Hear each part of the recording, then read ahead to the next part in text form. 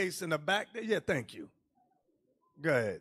Atlas Geographus, or a complete system of geography, ancient and modern, for Africa, containing what is of most use in Blue, Verenius, Salarius, Cluverius, Baldrin, Bredius, Sanson, and... Jump down to the bottom, very bottom. I just see the year. You see the year? I wrote it out for you, Yuri. 1714. 1714. This book is for white eyes only. We was in shackles and chains. We couldn't read, we couldn't write. They made it outlawed for us. Don't get caught reading this book, niggas. Let me not say that word. Some of you Christians get mad. Give me the next. Let's go inside. Give me that first highlighted section, Elisha. Leo said, is it possible? You can't center it? Okay, just leave it there. Go ahead. Leo says, there are other kingdoms on the southern frontiers of this country, which are inhabited by a rich, industrious, and just sort of people. Judaism was the religion of the ancient Africans for a long... Wait. We just can't run by that. This book says Judaism was the religion of the ancient Africans, talking about our people, for a long time. Go ahead. And succeeded by Christianity. And then was succeeded by Christianity. But Mohammedanism. But Islam, that's what Mohammedanism is. Prevailed in the 208th year of the Hijra. But Islam came against it and prevailed. So I just want to pause there. I never knew Judaism was the religion of our people for a long time. Did you know that? Did you know that? Did y'all know that? That's been kept. This is why Governor, what's his name? Ron DeSantis said, I'm sorry, DeSantis said, take black history out to school. Why? Because they don't want us to come across books like this and bring it in. They don't want us. What is it? His message is really, black lives don't matter. And that is a catalyst for white people coming up against us. Okay? Read on it. When all the Jews, Christians, I'll read it for them. But Mohammedanism prevailed in the 208th year of the Hijra, when all the Jews, Christians, and professors of the African religion that could be found were put to death. Were what? Put to death. They put our scholars, leaders, professors to death. That's what the Muslims did. Go ahead. Yet, in process of time, their intestine quarrels made them neglect Muhammad's law. But in time, we started to neglect Islam. Go ahead. And revolt from the Caliph of Baghdad. In Baghdad, we had wars with them when they made us slaves over there. We fought against them. Watch. For which they were severely punished. We were severely punished by who? By the Mohammedan caliphs. By the Islamic caliphs. Go ahead. Who caused all their books to be burnt. They did what to our records, our books? Who caused all their books to be burnt. The Muslims, the Arabs, burned all our records. This is why a lot of times when you go to research things, it's not there. They burned our records, just like during the time of the Greeks, how they burned our records. The scholars kept, their leaders kept them, but they said the vast majority burned all their stuff up. That way they can never rise up, learn who they are. It's all crafty counsel against us. Come on. Who caused all their books to be burnt on suspicion that the knowledge of the arts and sciences prompted them to contemn Muhammad's law. Prompted us to hate Muhammad's law, his rules, his regs. Go ahead. Oh, wait, let me see if there's anything else in that I want. No, this goes into the Queen of Sheba. Jump over to the parrot. Yeah, on the right. That one on the right. Zoom in on that. Some of the Jews who inhabit both sides, the nigger, derived themselves from Abraham. So, Niger, in case y'all don't know, that's what they call today the Niger River, or the area called Niger. Everyone understand that? Read it again, Yuri. Some of the Jews who inhabit both sides, the nigger, derived themselves from Abraham. Derived themselves from who? From Abraham. From the forefather Abraham. Go ahead. Others fled hither from from Asia. From Asia. When Vespasian destroyed Jerusalem. So the scholars know many of the blacks that fled into Africa fled from Jerusalem during the time of 70 AD. The white man knows this, but he ain't going to teach you that. He ain't going to teach me that. He ain't going to teach our sons or daughters that. Go ahead. Or from Judea when 'twas wasted by the Romans. Persians, Saracens, and Christians. Some were banished from Italy. Some of the Jews was banished from Italy in 1342. Remember, they're talking about our people. Go ahead. From Spain in 1462. From the Low Countries. The Low Countries is the Netherlands today. That's what they call them, the Netherlands. Go ahead. From the Low Countries in 1350. From France in 1403. And from England in 1422. They started to banish all the black Jews that kept God's laws at those times. Go ahead. These all differ in habit and are divided into several wealthy and numerous tribes, but have no dominion. We had no kings. Are despised of all nations. And everybody hated our guts. Read on. I didn't underline it, but read that bottom part. And so, abominated by the Turks. The Turks hated us. That they are not admired to be Mohammedans. Admitted. Excuse me. That they are not admitted to be Mohammedans. Muslims, go ahead. Unless first baptized. We had to be water baptized first to become Muslims. You can't make this stuff up. That's all I want out of it. Give me the next book. Next book. Read that, Yuri. West African countries and peoples, British and native. See, y'all got to get to the point where nobody can shake your faith, where your faith is immovable. Immovable. Does that say that right? Unshakable faith. So when you read the Bible and you got history books, because the Bible is the main source. Y'all need to understand that the Bible is the main source.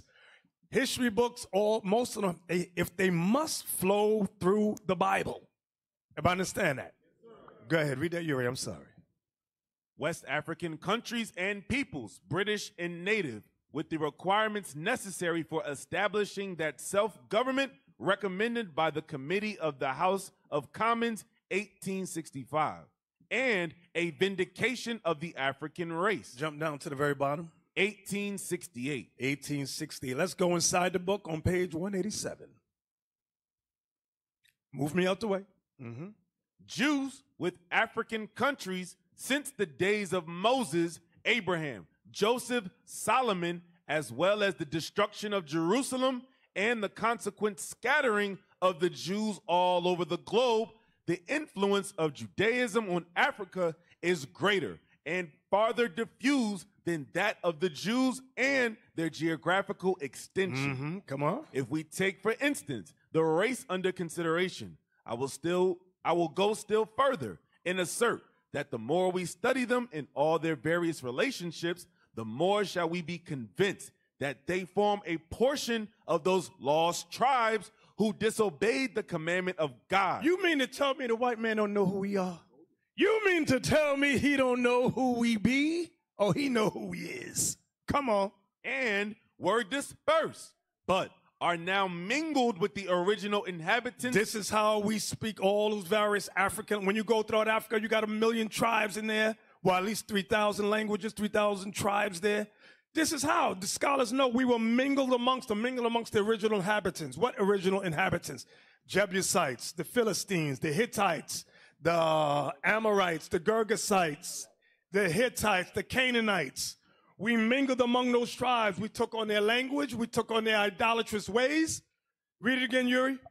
The more shall we be convinced that they form a portion of those lost tribes who disobeyed the commandment of God and were dispersed, but are now mingled with the original inhabitants of the country, and so degenerate in the form in which they now appear. We've become degenerate. Degenerate, like the scriptures call us a degenerate plant. We're degenerates. They go throughout Africa. Our people are degenerates. Just like here in America, we amongst the white man and the other nations, we've become degenerate. Okay, give me the next page. Yes, sir. 10 tribes of Israel, after they were left to follow the dictates of their own mind, and during the commotion and destructive warfare which ensued, to escape utter extermination, migrated according to the usage of the times. We migrated where? It's going to say where we migrated. Go ahead. In vast numbers into various countries, but principally into northern Africa. We principally went into northern Africa. Go ahead. As it then presented the safest and easiest route. Once settled, every commotion and intestine war had the most powerful effect of inducing these migratory bands to shift their abode. To shift their abode, meaning we kept moving. We didn't just stay in North Africa. We shifted our abode, shifted our places of dwelling. Go ahead. Still further. Still further. That includes west, central, and south. Go ahead. And so lose all connection with the other branch of the tribe. We lost connection with the other tribes of Israel that were in Africa. Go ahead. As hundreds of years passed on. Now the scholars let you know hundreds of years passed on with the Israelites in Africa. Go ahead. And generation after generation roll away. They lose a great many of their habits and customs. We lost our habits and customs. Becoming more amalgamated. Amalgamated means mixed, becoming more mixed. Go ahead. With the population with which they associate. Meaning the Philistines, the Canaanites, the Hittites, the Jebusites, the Amorites. Go ahead. But when Mohammedanism overspread northern Africa. But the Muslims came in throughout North Africa. Destroying by fire and sword all those of, give me the next page. Destroying by fire. All those of what? All those of another religion. The Israelitish descendants. They started to destroy us. Go ahead. Or the inhabitants occupying the central portion of Africa. See that the Israelitish descendants or the inhabitants occupying the central portion of Africa. Today they call that the DRC, the Democratic Republic of Congo. Go ahead. Pass forward, seeking shelter. We sought shelter running from the Arabs. Go ahead. To the south. We ran to the south of Africa. And west. And the west of Africa. Apart, namely those from the east central. We went to East Africa as well. Go ahead. Crossing the Benue or Joliba branch of the Niger. The Niger River. Go ahead. Descended gradually southward and became intermingled with the original inhabitants. This is the third time it's letting us know we became intermingled with the original inhabitants, the Philistines, the Jebusites, Hittites, and Canaanites. Go ahead. Protected from incursion on the north by the Benue River and quietly settled between the great Niger and Old Calabar rivers, they remained in peace and grew from one generation to another in idolatry. We grew in idolatry from one generation to the next. Go ahead. But still leaving tangible proofs in the form of their religion of the Judaistic origin of the inhabitants. They said there was still evidence that these were the Jews. Go ahead, jump down to the next highlighted part. The language or the little of it that is known is full of Hebraism. They're saying the language throughout Africa is full of Hebrew words. See, we don't know that because today we consider Hebrew that Yiddish stuff that Amalek speak. And it sounds completely different from the languages in Africa. So we go, no. The scholars are saying, no. What they're speaking in Africa, those languages are filled with Hebrewism. Everybody see that? Go ahead. The constructions of sentences, the verbal significations, the mode of comparison. Okay, that's all I sent from there. So this is the Kaaba stone in Mecca. When you make your Hajj, the word Hajj is Arabic for pilgrimage. You must go there and kiss this rock. Lick the stone, anime, lick the stone. That's idolatry. Okay, this came 610 years after the birth of Christ. Everybody understand that? Write that down.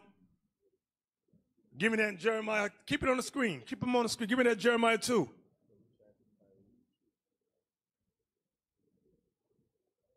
Come on, Yuri. You know what I want. Or do you? Yes, sir. I'm flipping there, sir. Saying to my mama, you a rock. Yes, sir. Jeremiah chapter 2, verse 27. Saying to a stock. Saying to a piece of wood. That's what a stock is, a piece of wood. Thou art my father. You are my daddy. Go ahead. That's what they do in Christianity. That's what they did. Go ahead. And to a stone. And to a stone. This is what the Muslims do. Thou hast brought me forth. Oh, alhamdulillah, Allah, thou hast brought me forth. Read it again. Saying to a stock. Saying to a piece of wood. This is what the Christians do. Thou art my father. You are my daddy. And to a stone. And this is what the Muslims do. To a rock, the Kaaba stone. Thou hast brought me forth. Thou hast brought me forth. Is that it, Yuri? For they have turned their back unto me. For us, the Israelites, we've turned our back against the Lord.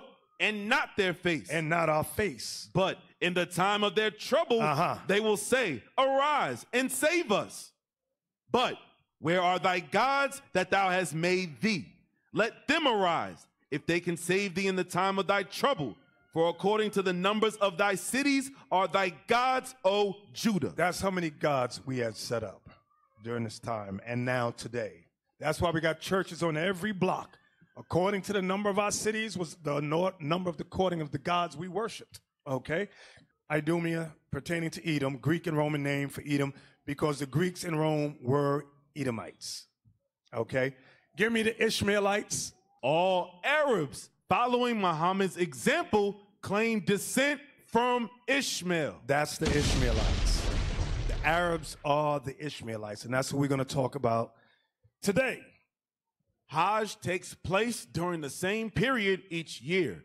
During the month of Dhul Hijjah, the 12th month in the Islamic calendar.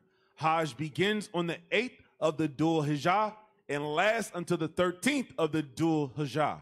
This year, Hajj is taking place between 26th of June to the 1st of July 2023 in the Gregorian calendar. So there was a certain time period you had to make your Hajj, your pilgrimage to Mecca.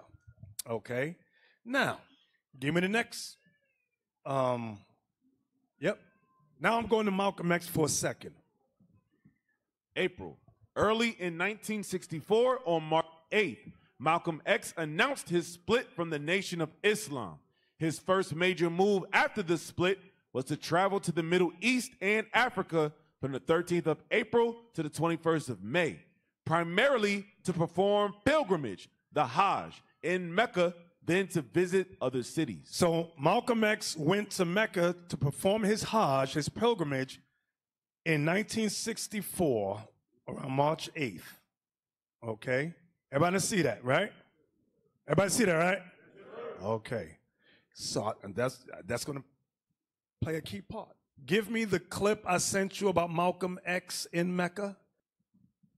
Never have I witnessed such sincere hospitality and overwhelming spirit of true brotherhood as it is practiced by the people of all colors and races here in the ancient Holy Land, the home of Abraham, Muhammad, and all the other prophets of the Holy Scriptures.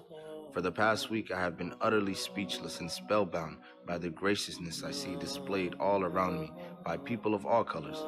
I have been blessed to visit the holy city of Mecca. I have made my 7 circuits around the Kaaba, led by a young mutawaf named Muhammad. I drank water from the well of Zamzam. I ran 7 times back and forth between the hills of Mount Safa and Marwa. I have prayed in the ancient city of Mina, and I have prayed on Mount Arafah. There were tens of thousands of pilgrims from all over the world. They were of all colors, from blue-eyed blondes to black-skinned Africans. But we were all participating in the same ritual, displaying a spirit of unity and brotherhood that my experiences in America had led me to believe never could exist between the white and the non-white. America needs to understand Islam, because this is the one religion that erases from its society the race problem.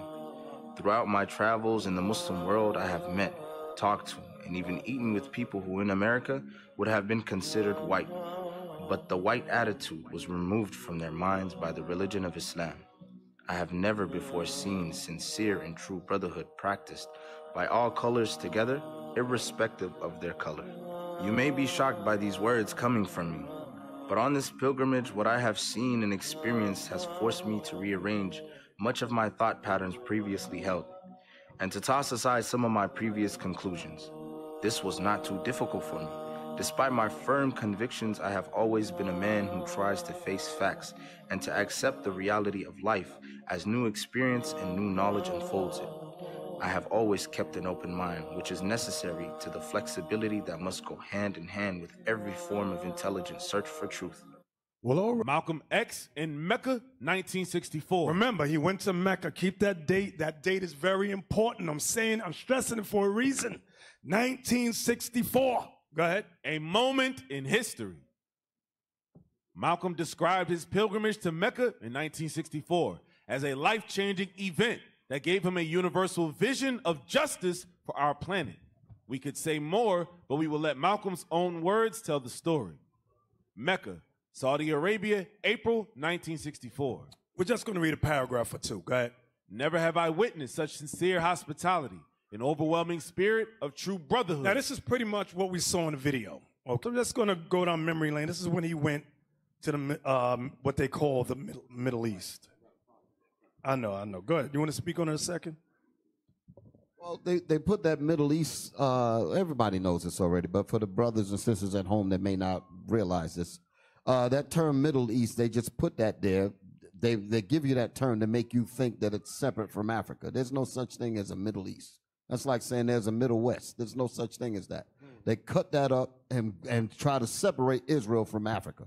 Okay, but by building the Suez Canal and separating the two, but it's actually all of that was Africa. So that was it. Exactly. All the land of Ham. Right. Next picture. We see Malcolm in the center there. Okay, doing his prayer. Give me the next picture. That's him making his prayer there. Give me the next picture. There's Malcolm again. Give me the next picture. That's him sitting down with, I believe his name is King Faisal. Anybody know his name? King Faisal or Faizan? Yeah, that's it. Malcolm X meets King Faisal Al Saud. 1964. Okay. This is when he became El Malik. El Haj Malik. Say it. I'm messing up. El Haj Malik Shabazz. Damn, I had it right when I said it to you. Now I can't remember it. Oh, God. Shabazz. That's when he got rid of the X and got his Islamic name. El Haj Malik El Shabazz. Okay. Give me the next picture with him. Malcolm and Martin came together. Both of them, remember, Martin had realized that he had integrated his people into a burning house and that all his efforts were futile. He joined with Malcolm, and this is what white society did not want to happen. And shortly after this, Malcolm was assassinated, followed behind King being assassinated. Give me the next book, Officer Alicia, please. History of the Jews. So I'm going to go back to history just for a second. Read that. The history of the Jews from the destruction of Jerusalem to the present time. When was this book published? 1818. Okay, let's go inside the highlighted sections, please.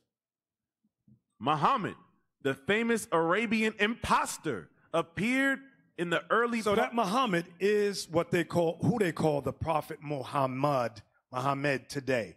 They call him at times, they spelled it like that sometimes in the past. Go ahead. AD 609. Muhammad, the famous Arabian impostor, appeared in the early part of the 7th century and established a new religion, which by force of arms made a rapid progress in the world. Many of the Jews, after the destruction of their country, had fled to Arabia. So they're letting you know that some of us even fled to Arabia in 70 AD. Jump down. Their number and respectability induced Muhammad at first to treat them with great attention. He ordered his followers, when they prayed, to turn towards the temple of Jerusalem. So Islam at one time faced Jerusalem. Go ahead. And adopted many of their opinions and customs in order to engage them in his interest. Hey, give me the reason I'm going in because it says, if we repent in the lands where we were taken captive. Some of the lands we were taken captive, you can see Reunion at the bottom. Yuri, read these lands for me, please. Yes, sir. Reunion, Mauritius, Sri Lanka, Colombo. Where are you at? I'm at the top of the map now. I moved up. Where's Colombo? Over by Sri Lanka on the right side. Okay, I see Sri Lanka. Okay, Sri Lanka, our people are there. Go where the arrowheads are, the arrowheads, right. Go ahead. Sri Lanka. Go up. Cochin, This is India. Mangalore, Read. Madras, Goa, Mumbai, Diu, Surat, Gujarat, Karachi, Sindh. That's all India. Y'all see India right there. They know our people were taken to India. Okay? Now go over to Arabia. Right there. See it said right there? Move it over. Move. Yeah, that's Arabia. Move over to the right. Muscat. Okay? Move it again. Move it. Muscat. All of that Saudi Arabia right there. Okay? So look, we go up to the top. You see Iran at the top. Iran, go over where it says Pakistan. They know that our people were taken to these places. So go. Where is Jerusalem? All right. Put the highlight there, that little magnifying glass so they can see it. All right. Y'all see Israel right there, right? Everybody see that? So now we're in the United States. When we face Jerusalem, yes, that's eastward. Everybody see that? But now let's say if you're down, go down in Africa, go down. Let's say like we were just, let's go to South Africa. We were just there. Is that east? No, that would be more northward, right? Okay, and if we're in India, go over to India. Captain Joel and Captain O'Shea, Captain Orell was just in India. If they pray to Jerusalem, which way is that? That's west. So it's not stand and face the east, it's stand and face what? Jerusalem. Very good. All praises. All praises. Let's go back to the book now, Elisha. Now, where were we at? I'll read the bottom paragraph again. Okay. Sir. Their number and respectability induced Muhammad at first to treat them with great attention.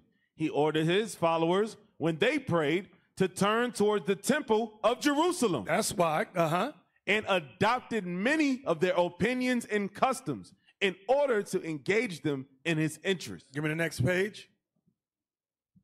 Zoom in.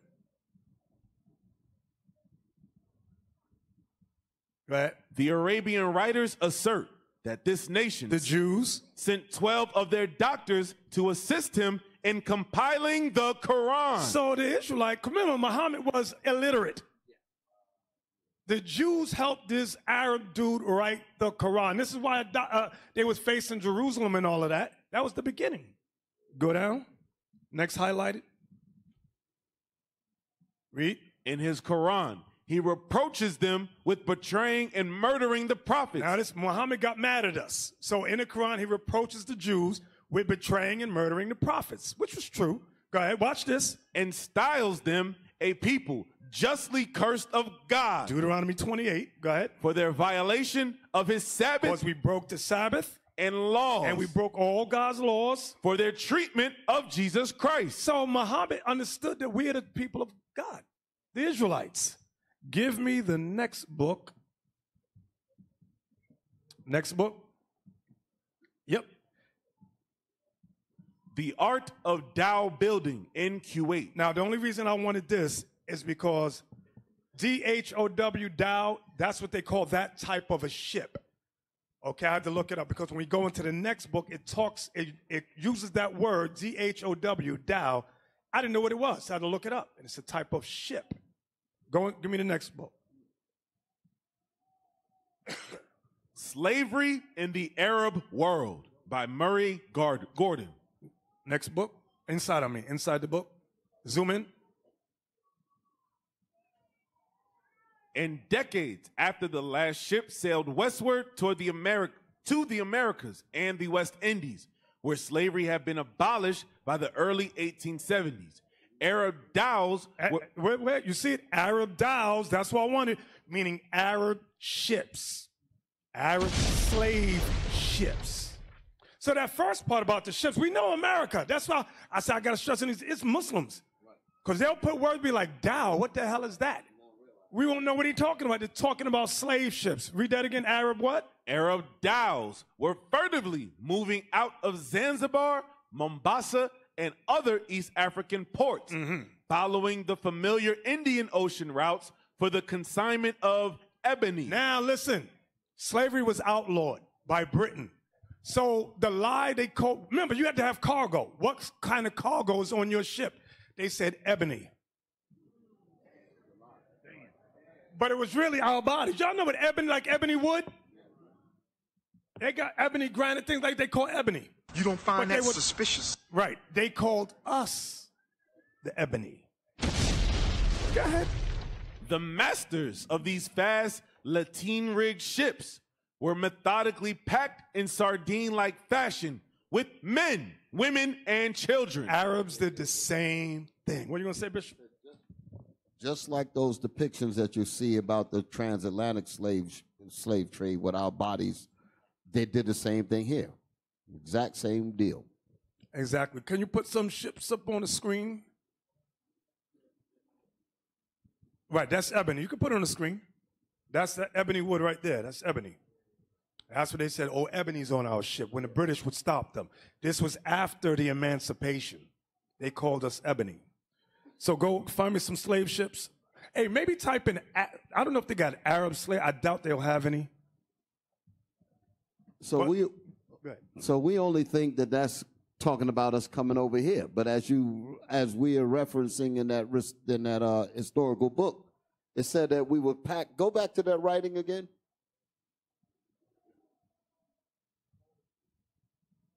Keep the slave ship up there. To the thing that we was reading. Yes. Find a part in there where it said about how we were packed in there. The last book that we just had. Yeah, zoom in. Zoom in. Bring that up here. You see the part where it says... methodically packed? Yeah, where's the part at? It said packed like sardines. Yeah, I see it. The masters of these fast lateen-rigged ships, which were methodically packed in sardine-like fashion with men, women, and children. Show the other picture again. The slave ships. So it's letting you know that what was going on here was the same thing. That's what. Oh Lord, go ahead, Bishop, take it. No, guys said this right there. This is not what I'm asking about. The thing that we just saw. Slave ships. Remember, it said we were packed in like sardines. The one you showed, we weren't packed in like sardines. Okay, back to this one. So these are the only ones they got. You pissed the Bishop off now. It's going to be all right, Bishop. It's going to be okay. All right, let's go back to the book. Those are slave ships, all right. These are the ones we're familiar with the Caucasians. Get the book back up on the screen.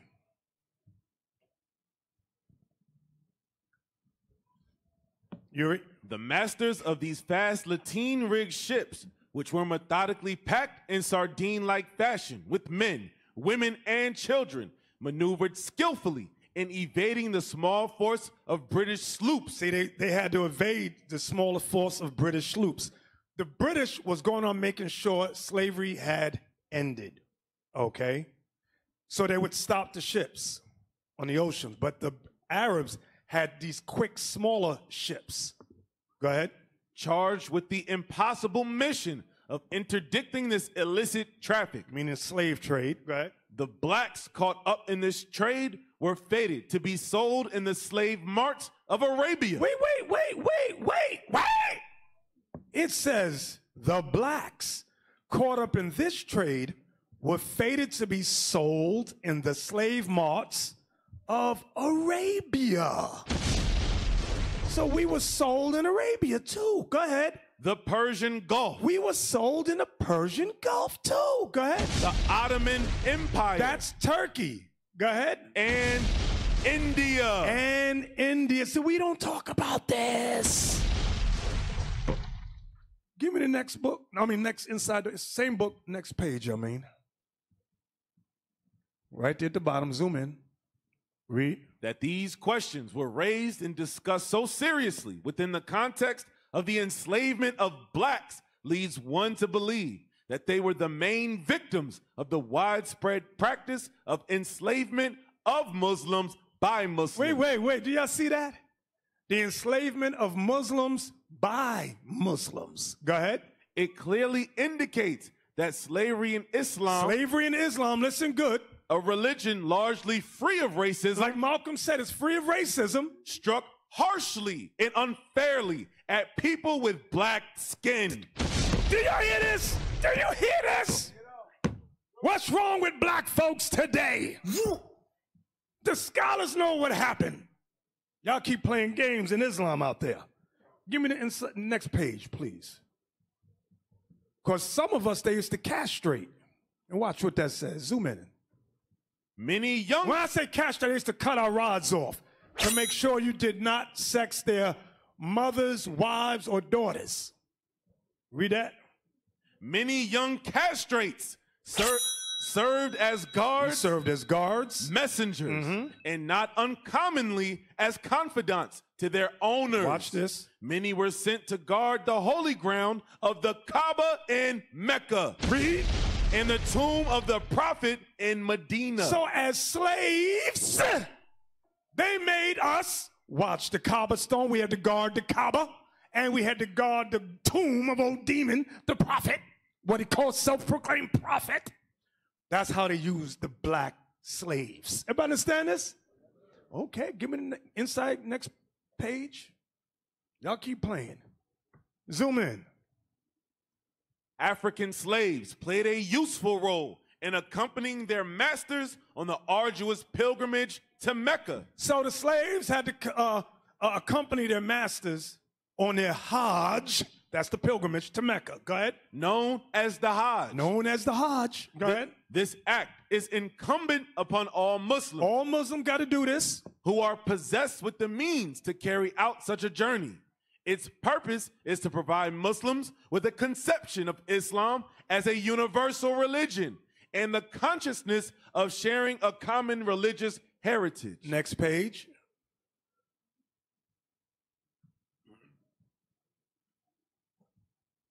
The sale of so many slaves from different parts of Muslim Africa. Read it again. The sale of so many slaves from different parts of Muslim Africa, as well as from India and Java, helped assure a continuing rich and varied supply of servile labor in the slave markets of Mecca. In the slave markets of Mecca. Go ahead. And Jeddah. Pilgrims arriving from Iraq. Syria. Persia. And other parts of the Middle East frequented these markets. They frequented these markets, and what they do? And many brought back with them newly purchased slaves. Do y'all see this? So we were slaves in Iraq, Syria, and Persia, and other parts of what they call the Middle East. Do y'all see this? How come Muslims don't talk about this? Give me the next page. Yeah, give me that. So this is one of the most prominent, Eldon Rudder, who spent a great part of his life in Saudi Arabia and wrote sympathetically about the country in his book, The Holy Cities of Arabia, said in a lecture delivered to the Royal Asian Society in London in 1933. Slavery exists in every part of Arabia. Slavery exists in every part of Arabia. Go ahead. Except Edom. Go ahead. As a normal social institution. It's normal. Go ahead. But I have only seen one slave market where slaves are displayed in a public place like merchandise. Where's that at? This was in Mecca. Where? Mecca. They'd have us displayed the same place Malcolm went. Go ahead. In a narrow street called Souk El Abid, slave market. Give me the next page, 44. Y'all keep on playing with these Muslims out here who tell you a half-truth and not no truth at all. Give me that, read that. There has been a distinct, albeit muted, feeling of racism, which, as we shall later see, was evident in Arab practices and attitudes towards Africans. Arabs have racist views towards what they call Africans, meaning black people. Jump down.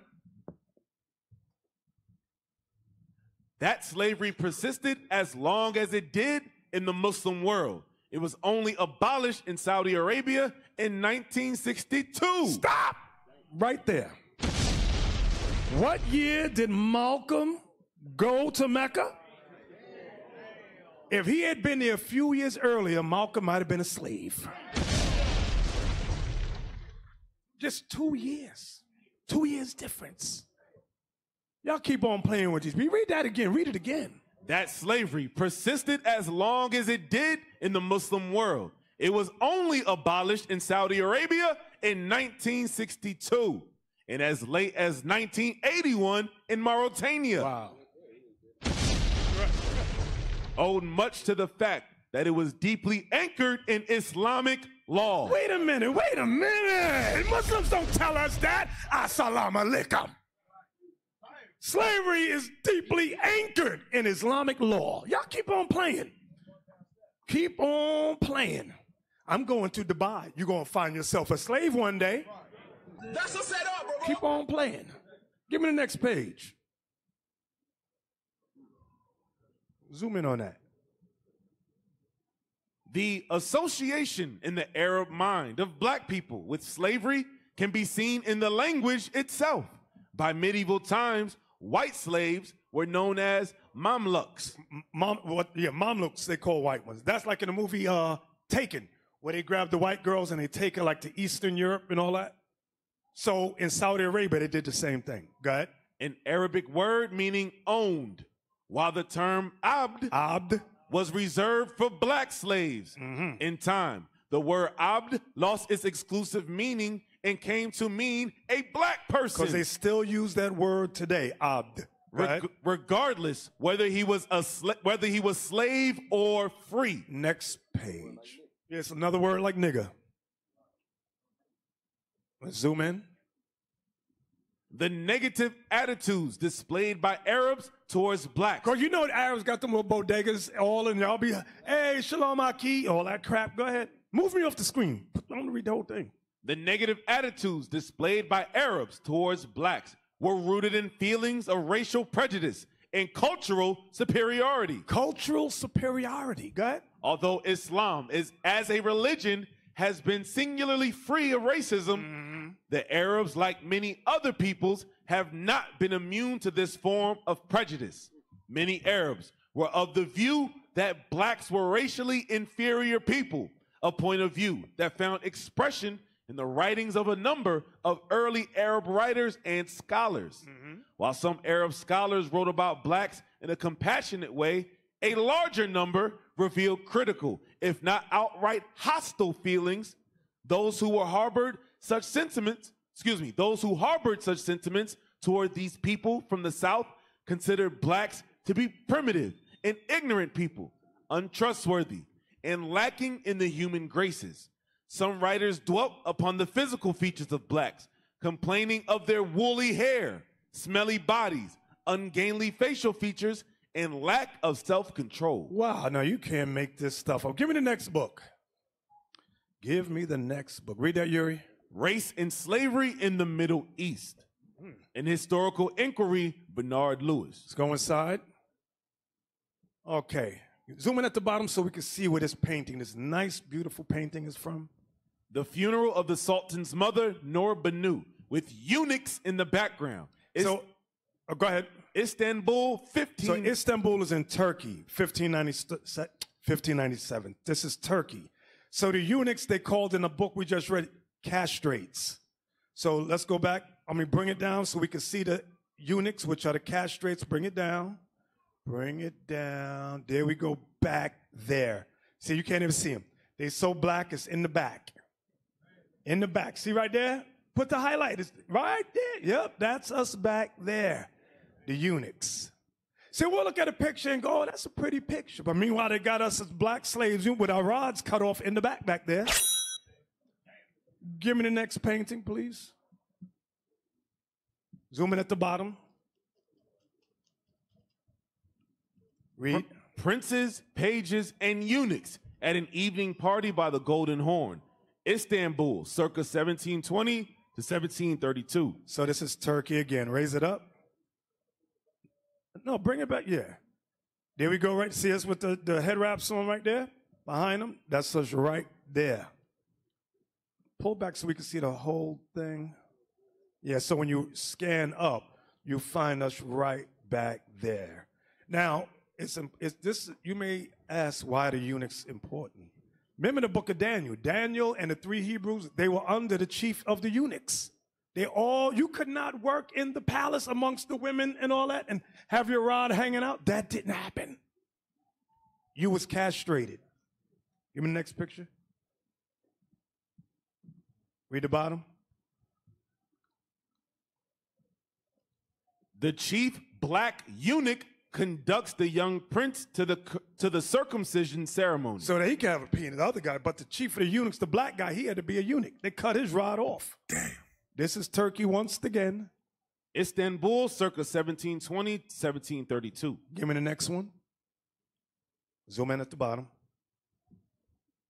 Isfandiar, slaying the black sorceress, Iran, early 16th century. So in Iran, this is the painting of them killing the black woman. They called her a black sorceress. That's her with her head cut off. That's in Iran. In Iran. Give me the next picture.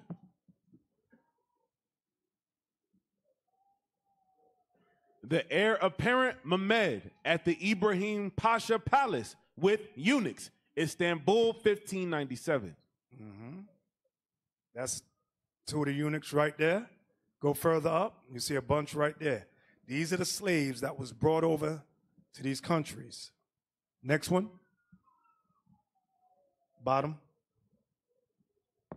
Iskandar fighting the Zanjis, Habashis, Kazvin, circa 1590, 1594. Okay. Hey, look up Kazvin. I think it's Iran. I could be mistaken, or I forgot to write it down. Look up Kazvin. Qazvin.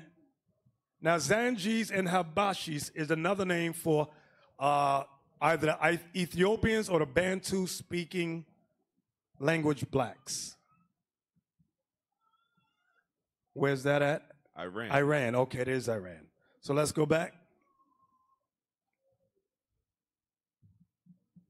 So this is in Iran. This is them making war. And look, if you zoom in to the fight, see they got a sword in the brother's head? Right there, yep. Cutting right in there. Shapop! Right there. Okay. Give me the next picture, painting.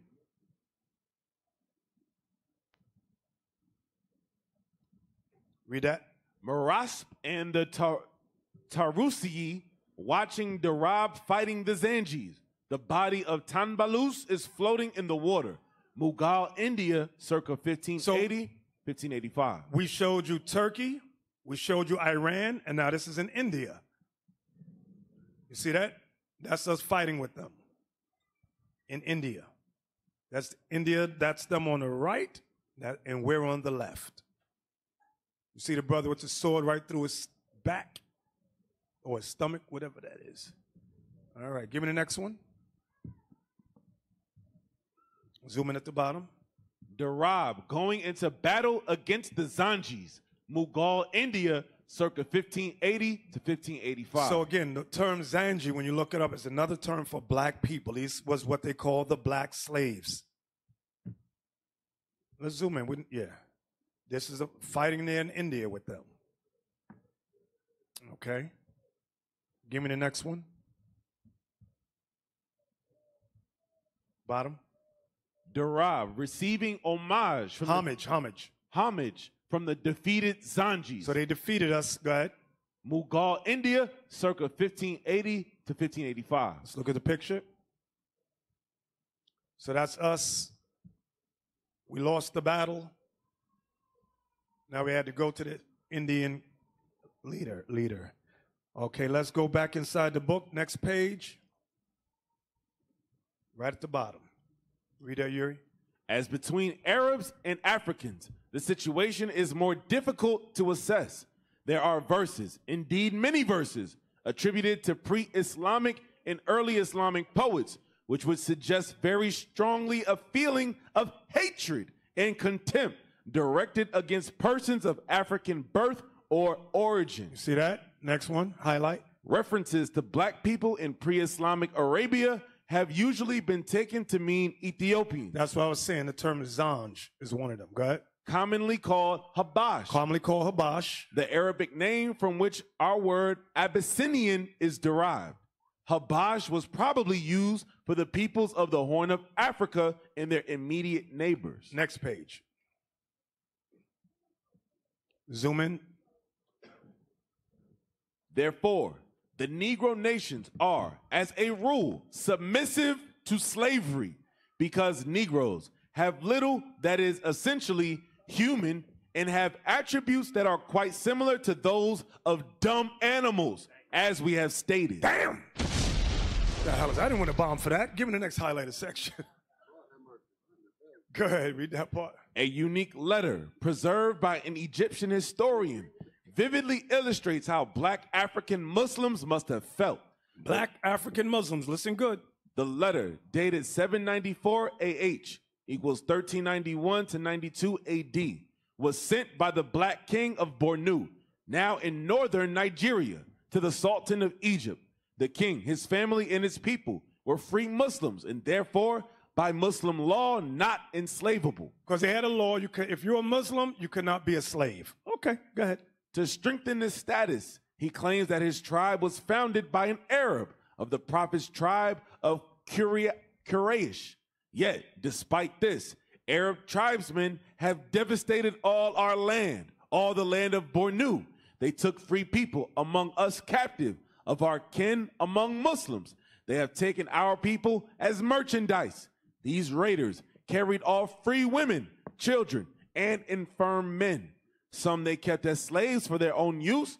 The rest they sold to slave dealers in Egypt, Syria, and elsewhere. So this Muslim African king is now complaining to the king of Egypt, hey, we had an agreement. We're Muslim now. You forced us to be Muslim. We're Muslim. We're not supposed to be slaves no more. So, but people are making us slaves. So he complains. Let's see what happens. Go ahead. The enslavement of free Muslims was of course, totally forbidden by the Sharia. Sharia law. Go ahead. And from time to time, voices were raised, urging the slave raiders to desist from this offense and to direct their efforts against pagans in other places. But the practice continued, especially in Africa. They didn't give a damn if you was a Muslim. You black Muslims still had your black ashy lips as slaves. What's wrong with you? And you don't want to tell us this. Now, they either don't want to tell us this. It's either they out of ignorance or they wicked as hell. It's one or the other. You're either ignorant or wicked as hell. But these are things inquiring minds need to know. And we didn't write these books. Thank you. Next page. Scale revival of slaving in... Damn, why is it blurry like that? I don't know. That's the way I took the picture. All right, just read it quick. It's hurting my eyes. Yes, sir. Scale revival of slaving in black Africa took place. This was furthered by the Egyptian advance up the Nile at the time of Muhammad Ali Pasha. The classical routes developed in medieval times, laid from West Africa, Guinea, from the Berber word ignal, Nawa, meaning black, across the Sahara to Morocco, Algeria, and Tunisia, from the Sudan, down the Nile, or through the desert to Egypt, and from East Africa, across the Red Sea and Indian Ocean, to Arabia, Iraq, Iran, and beyond. That's where we were slaves. Raise it up. Sorry I made it blurry. I apologize. Go ahead. This gave a new role to the slave market of Mecca. Slave market where? Of Mecca. We always got to stress Mecca as the slave market. Next page. Hopefully it ain't blurry. Give me that. The capture, sale, and transportation of blacks from Africa to Arabia and Iran continued. However, albeit on a much reduced scale, at least until the mid-20th century. Lower it. Raise it up, I mean. Read that. The Negro is to be found here in Arabia in his proper place. What's the proper place, Go ahead. An easily managed, useful worker. Uh-huh. The slave, right. Slave, go ahead. The Negroes are the porters, water carriers, and performers of most of the real labor in Mecca. Happy, healthy, well-fed, well-clothed, as such things go in Mecca, they are slaves. Y'all see it? Well-dressed slaves in Mecca. Go ahead. proud of their masters. Proud of their masters. In a country where a slave is honored only after his master. Wow, go ahead. Slavery in the East has an elevating influence over thousands of human beings. But for it, hundreds of thousands of souls must pass their existence in this world as wild savages, little better than animals. Give me the next page. While every settled town under Turkish or native rule in all wide Arabia has a slave market to be stocked, our greatest efforts can but increase the demand and raise the markets. Witness, a strong male adult might be bought for $40 4 years ago in Mecca, and the same will now fetch $60. Y'all see that? Next page. Zoom in on that. The large number of pilgrims that go annually from Persia to Mecca and to Kerbela, etc., return with slaves. Y'all see that? You see what the Hajj does? People go there on their Hajj to get slaves. Our people in Islam, our people be so damn simple. Go ahead. The large number of pilgrims that go annually from Persia to Mecca and to Kerbela, etc., return with slaves, averaging rich and poor, one to each pilgrim. One to each pilgrim. Give me the next page. In about 1839, T.F. Buxton gave as a conservative estimate a figure of 20,000 black slaves a year transported by the desert routes to the Arab lands. The African Slave Trade, London, 1839, page 46. Cited by Brown, estimates of slaves exported by sea routes from Zanzibar in the same period vary between 20 and 30,000 a year. Wow. Go ahead. Esmond B. Martin and T.C.I. Ryan. A quantitative assessment of the Arab slave trade of East Africa, 1770 to 1896. Kenya Historical Review, 1977, page 71 through 91, conclude that in the 125 years covered by their study, fewer than 1 million slaves were exported to destinations outside East Africa, and about another 1 million were absorbed by the local demand on the East African coast. In an admittedly rough estimate, Mowney puts the total drain of African slaves to the Muslim lands at 14 million. 14 million. Now, near the end of this book, I found this. Go to the last page. And let's read that. On the contrary, I want y'all to pay close attention to this. There are several passages in ancient Jewish literature indicating that black is beautiful. The well-known verse in the Song of Solomon 1 and 5, which the authorized version following the Latin renders, I am black but comely, O ye daughters of Jerusalem, reads in the original Hebrew and unequivocally in the earliest Greek translations, both Jewish and Christian, I am black and comely. See that? It's originally I am black and comely. Go ahead. The but said in the Vulgate, In the Vulgate Bible, appears to be the contribution of Saint Jerome. so they says St. Jerome changed the word and to but. Everybody see that? You can't make this stuff up. All righty then, let's move on.